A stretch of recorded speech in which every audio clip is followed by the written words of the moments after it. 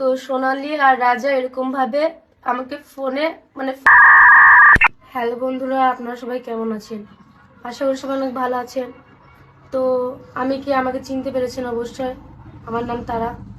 তো আমি এখন বর্তমানে আমি এখন শফিকেরই ওয়াইফ আছি। আগেও ছিলাম, এখনো আছি।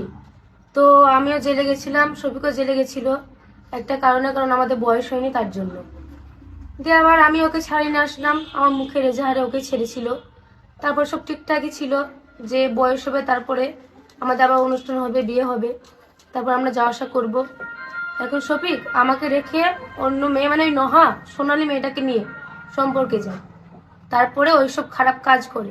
মেয়েটার বয়স হলো 21+, শফিকের হলো 17।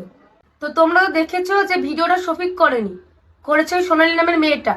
কারণ ও ফেমাস হওয়ার জন্য, ভাইরাল হওয়ার জন্য, টাকা শফিককে টাকা লুটে খাওয়ার জন্য।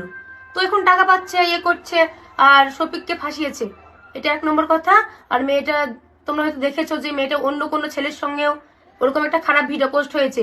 কারণ মেয়েটার ওটা স্বভাব, ওটা করে লোকের কাছ থেকে টাকা নেই। ওর আগেকার এক্স এর নাম হলো সৈকত।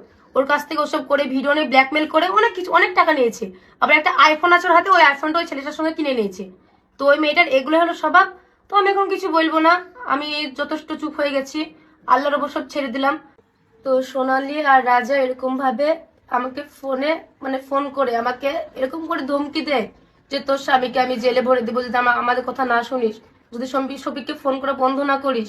তারপর শফিককে যা যা বলতে বলে শফিক আমাকে গালাগালি করে, ওরাও গালাগালি করে অনেক। সমস্ত প্রমাণ আমার এই ফোন আছে, তোমরা যদি জানতে চাও আমাকে কমেন্ট করো, আর আমি এই ফোনের প্রমাণ নিয়ে তোমাদের সামনে আসবো। আমি এখন কি করবো বলো? আমি তো একটা গরিব ঘরের মেয়ে, তার জন্য আমার কোনো এই সমাজে আমার কোনো সম্মান নেই। সবাই যা ইচ্ছা তাই বলছে আমাকে, আমার তো কোনো দামই নেই। ওরা আমাকে এরকম করছে, আমি কি করবো বলো? তো তোমরা আমার পাশে থেকো, তোমরা এর বিচার করো, আমি কি করবো তোমরাই বলো।